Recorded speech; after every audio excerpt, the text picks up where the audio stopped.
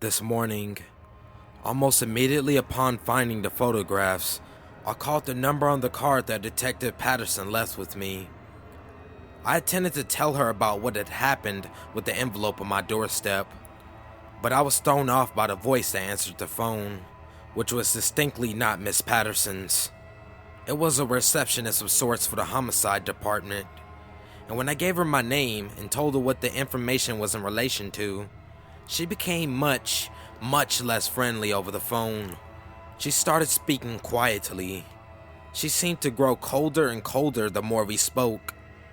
I asked her if I could speak with Detective Patterson. She said, "No, but Detective Patterson will call you back." I asked if there were any advances in the case. She said, "Detective Patterson will call you back." I asked if Detective Patterson was even there. The receptionist simply said again, "Detective Patterson will call you back." Finally growing admittedly angry, I started shouting, and to be honest, I don't really remember what I said. I was paranoid, I was angry, and I wanted an explanation. But all I got was her shouting, "Sir! Sir! Sir!" multiple times before stating once more, "Detective Patterson will call you back." Hearing the digital tone indicating that the person on the other end had hung up, I sat there in shock for a moment. I didn't know what the fuck had just happened. I thought I'd call up the cops and tell them the problem and they'd, I don't know, send some armed guards to protect me or something. I at least expected to be able to speak with someone other than Miss Detective Patterson will call you back. I was pissed. I went to trusty Google to find answers. I looked up Detective Patterson first, but I couldn't find anything about her. I did, however, find a man named Clive Patterson, rather, Captain Clive Patterson. After looking at websites and articles, I discovered that he was the current captain in charge of the homicide department here. I also found that he had 2 children, a daughter, Heather, who was 30 years old, and a son, Peter, who was 22. His wife, Heather, and Peter's mother, Angelina Patterson, had gone missing about a year ago. There were numerous articles written about the immense strength that the Patterson family was showing through the adversity, and most journalists made sure to show Clive as a hero of sorts. Only when I ventured into the obscure real crime forums did I find theories that Clive had killed her, as he had been the last person to see her before, according to Clive. She left for a walk at the Cherry Creek Reservoir. As soon as I finished reading about this, my phone started ringing, and lo and behold, it was Detective Patterson finally getting back to me. I asked that we meet in person, somewhere public. She agreed, and around 3 o'clock we met at Subway on Colfax. I brought the manila envelope containing the aluminum lockbox, and she brought her partner, a man who introduced himself as Rory Jones. In the previous post, I never really explained what Miss Patterson looked like. For 30 years old, she looked incredibly young. If I didn't know better, I would have assumed she was fresh out of the academy. Her dark hair was kept in a tight bun, but the all-business hairstyle didn't distract from her pretty face. She looks like what you'd expect Hollywood to cast as a woman detective. Rory Jones, however, was anything but the picturesque hero detective. He was short, pudgy, and had a hairline that seemed to be running away from his face, which looked like a sort of chubby David Cross. I showed them the pictures and explained when and how I found them. Detective Jones seemed intrigued, frightened even.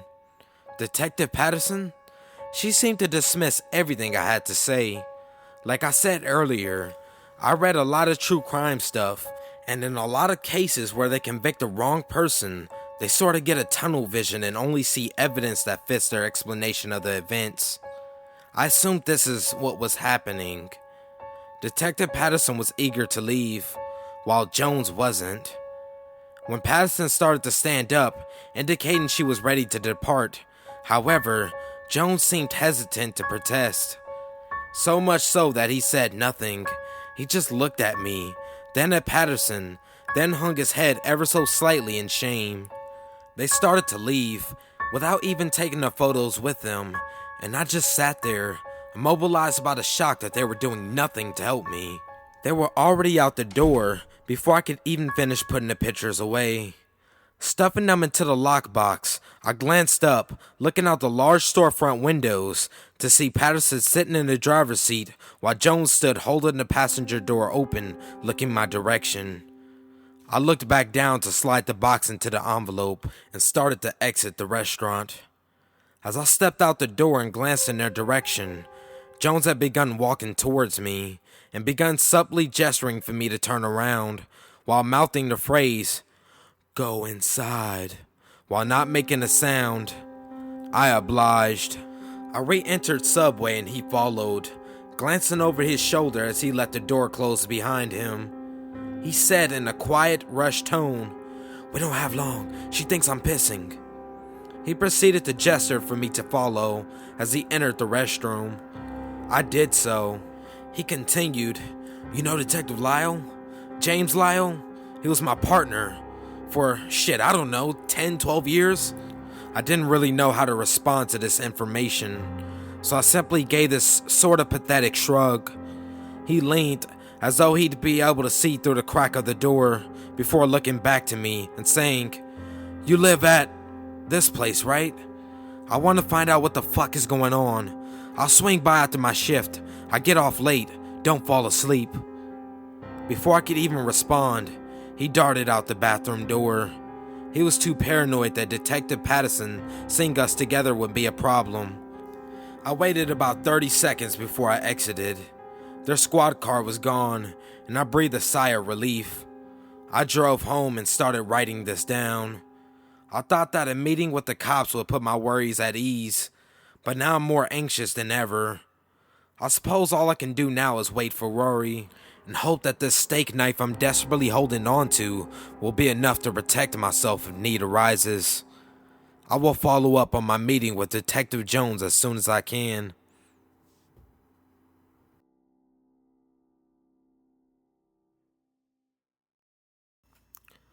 After ordering in and having my Chinese food feast delivered to my door, I was surprised by my ability to have an appetite despite the terrifying box of photos resting on my coffee table. I stress ate until I couldn't eat anymore. When you're stuffing delicious chow mein into your gullet, you can almost forget that you're scared to even step out of your own home. For those of you in the area, you know it's been cooling down around Denver and Aurora, and it's raining as I write this. Last night was especially chilly, as I'd left the windows open so I could hear any and all of the footsteps on the sidewalk outside. I was just wearing this ghetto t-shirt with the Colorado flag on it that I got for free from setting up a bank account, and sweat so I was shivering. I had this horrible tacky bathrobe with the Batman emblems all over it, so to warm up I grabbed that and threw it on. You know how when you eat your heart out and you finally sit back in a comfortable chair, then 2 hours later you wake up? Yeah, I drift off into something of a food coma and was rudely awakened by the sound of angry barking. Fido, one of my neighbor's dogs, barks at just about everything that happens. Still being jolted awake by the ever so pleasant noise of an aggravated dog was a frightening experience. I jumped to my feet, paranoid that Fido was barking at the Polaroid butcher as he prepared to sneak into my apartment. As stealthily as I could, I went to each of my windows, looking in every possible direction, trying to see something. Then, I heard footsteps. They were quiet, scraping footsteps, almost like metal cleats scratching along cement.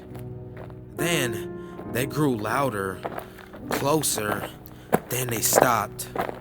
Then, there was a knock at my door. Then another. Then another. 3 slow, spaced out knocks. I approached the door, making as little sound as possible while doing so, to look out of the eye hole. If it weren't for the theories that you folks had proposed, seeing that it was Rory Jones would have put me at ease. In his hands he was carrying a large bulky suitcase and was wearing street clothes. Before opening the door, I grabbed the steak knife and took a deep breath, trying to portray some sort of calmness. Rory slowly grew visible as the door opened, and his pudgy face, adorned with the expression of slight shame, instantly calmed my nerves. He stated, in a fashion similar to that of a child fearing its mother's response, "My shoes are fucking filthy." And they were. They looked as though they had been walked through mud with, then simply allowed to dry, caked into the shoes.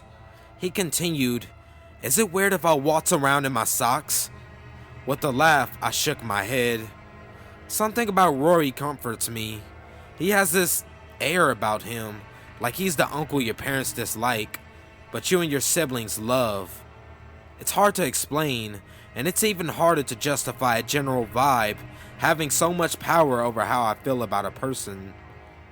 As he entered with a smile, he exclaimed, "That's a great fucking bathrobe."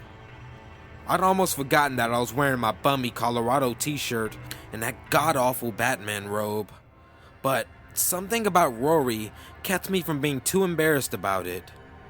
After letting him into the house, I offered the usual stuff you offer someone that's just entered your home. Water, snacks, that kind of thing. He graciously turned down the offer, plopped down by the coffee table, and began to unload his suitcase. He spoke while doing so. "So, I was Detective Lyle's partner. This whole fucking thing happens, and then goddamn Captain Patterson wedges his golden child in the middle of all this shit." By now, he had removed 2 notebooks, a little bag of pens, and a manila envelope with what I could assume was a lockbox inside. He continued, "Nothing against her. She's an alright person. But goddamn, her numbers are so padded. She just looks for citations to give, shit like that. But," he trailed off, looking away from his things and up to me. "That's beside the point. I'm here about," he set a basic folder labeled Hector Brown on the table and looked up to me with the serious face that can muster. "This guy. I don't think he's the..." He cut me off before I could finish. "Neither do I." I was confused. He must have been able to tell. He explained, "Hector Brown is not mentally fit to exist by himself, let alone carry out something this complicated. He can barely fucking talk. Oh, and he can't read." To say the least, I was surprised at this machine gun spewing of information. I half expected a similarly cold, no progress sort of encounter, but Rory basically hesitated to start divulging classified information to me. He barely gave me time to think before he explained further. "I don't think poor old Hector did this. He's living off welfare and disability. I don't know, what's politically correct? He's insane. I think he's taken advantage of. I think he was used." "Do you think it was someone he knew?" "That's the thing, we looked into it. His mother used to stay with him, but she had diabetes, I think. She had complications or something. She died a few years back. Since then, he hasn't had a, caretaker or anything like that." "Do you have any evidence against him?" I paused, just briefly enough for Rory to open his mouth, but I specified before he made a sound. "Any real evidence?" He opened his mouth again, as though to start speaking, but closed his lips as to rethink what he was about to say. He did this before making a sound that I can only describe as sort of a baffled sigh. He ran his hands through his hair before beginning his spiel. "So, before I can get into any of that, we gotta rewind a bit, okay?" He looked at me for a response, which I gave in the form of a nod, before he carried on. "Rosa Vallejos, other than the obvious gut wounds, she had absolutely no marks on her body at all. The coroner report says they believe she was alive for the removal of her organs, or at least the incision along her sternum. She didn't have any bruises, any cuts, any scratches, scrapes, nothing. Not even from the boat, the one he must have taken her out there in. There weren't even fingerprints on her. There wasn't anything in her either." "What about the lockbox on the pictures?" "Nope, nothing. Though our little techie geek, his name is Marcus, I think. I don't know. Anyways, he said every single one of these Polaroids was taken with a... He was unable to recall the name. Started snapping in the air before shuffling through his suitcase, removing a small scrap of paper from it. Squinting at the paper, he read it out loud. One stop 600 Polaroid camera. No, wait. One step 600 Polaroid camera. He set the scrap of paper in front of me, as if I wanted to read it for myself. He pulled out a couple of more papers, which looked like photocopies of some sort of paperwork. He spread the papers out, making all of their contents visible. It appeared to be a list of evidence collected from Hector's apartment. Rory inquired, "Do you see a one-step 600 Polaroid camera in there?" I didn't. "Do you see any one-step 600 Polaroid film in there?" I did, a lot. "So you think you're saying..." I found myself stumbling over my words. "You think the guy's still out there?" Rory nodded, slowly. Hoping that he miraculously did, I inquired, "Do you have any idea who it might be?" He shrugged, before failing to hide a tiny smirk as he spoke. "Captain Peterson considered making you a suspect, dumbass." He continuously shook his head as he dug through his suitcase, as though he was still disagreeing with the captain. He removed a stack of pictures printed out on normal printer paper, held together with a paper clip. He spread them out. "What are these?" I could tell there were countless out-of-focus pictures of the fiasco surrounding the playground in which Detective Lyle's son was left, flayed for the world to see. But the photos were so obviously taken by someone desperate to just capture a glimpse of the crime scene. Rory started pointing to a specific man that kept popping up in each of these photos. A middle-aged man wearing khaki pants and a wrinkled dress shirt, holding a one-step 600 Polaroid camera.